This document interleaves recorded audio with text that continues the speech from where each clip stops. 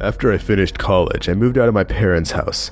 I wanted a new life, sort of fresh and far away from my hometown. It's not like I hated my parents or couldn't stand them in any way. They were great and supportive. I just wanted to escape this hole I was living in and finally taste the adult life.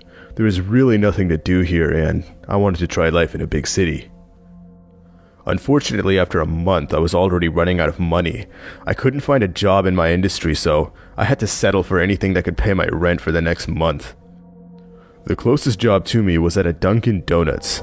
I applied for this job and I was immediately hired. The first few weeks were hard, but later I actually enjoyed working there.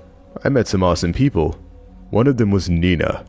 We were getting along so well that we requested our supervisor to always sign us both in on the same shift.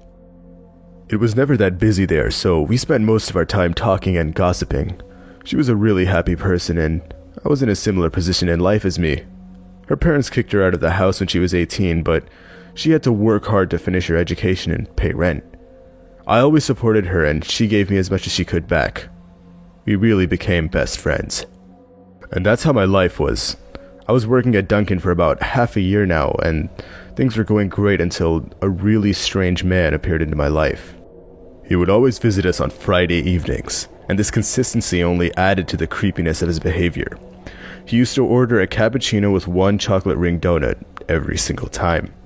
He was always wearing the same clothes, which was really weird and gross.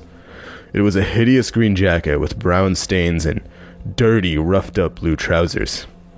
After making an order, he would always sit in the same exact table and would stare at me and Nina intensely.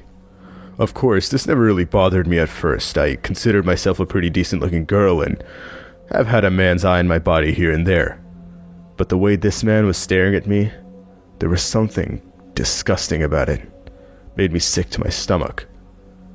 I think it was more uncomfortable for Nina than me.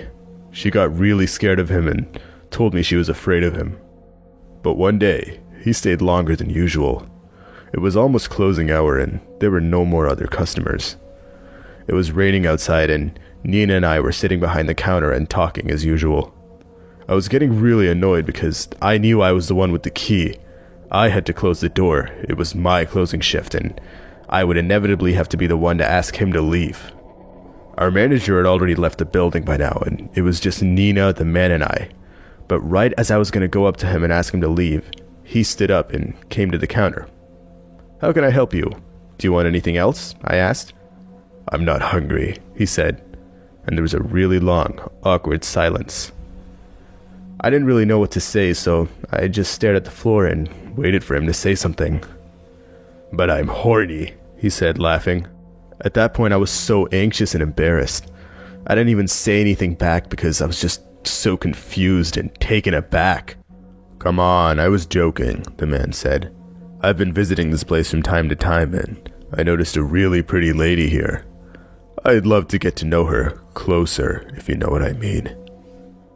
He laughed awkwardly. Nina and I looked at each other with wide eyes. I turned my head back to the man and told him, "Sorry, but I'm seeing someone." "I'm not talking about you," the man said, "but your friend over there. Can you ask her for her number?" He then started to stare at Nina, eyes and mouth wide open. It took me a second or two to realize, but I noticed his arm was shuffling around. I looked closer and his hand was in his pants. This sick bastard was masturbating as he was talking to us. "You better leave right now, or I'm calling the police," I screamed. Nina was about to cry, but I stayed strong and tried to protect her. He tried to jump over the counter and grab Nina, but thankfully I knocked him over the edge and he landed on his head. We ran. We ran as fast as we could. We never looked back. When we got to safety, we called our manager, who called the police. The cops were quick in telling us that the man had gotten away, and they closed the case shortly after because there was really nothing they could do. As disappointing as this was, Nina and I were just happy that the man was off our backs. It seemed like things would go back to normal. A few days passed by and I almost forgot about him. Everything seemed to be back to normal and I enjoyed working with my best friend as a barista. Eventually, Nina and I had another closing shift. The day was ending and We were cleaning up the tables and preparing the building to get locked up. Nina eventually left for her usual smoke break. She left her stuff inside and went out through the back door, popped open a cigarette. After about half an hour, I realized that Nina still wasn't back in the store. This was odd. It would usually take Nina only about 10 minutes to take a cigarette break, and she'd never just leave work like this, not with her stuff left behind anyways. It made no sense. Her phone and her wallet were still in the store. I then remembered the man, and my heart and mind started to race. I instantly started worrying for the worst. I looked in the back of the store and she wasn't there. I looked in the back patio and there was no sign of her. Just a still lit cigarette lying on the ground. I called my manager and he called the police. We searched all night for her, looked up and down and couldn't seem to find her. It made no sense. Even the police were stumped. It's like she disappeared into thin air. That night, I could barely sleep.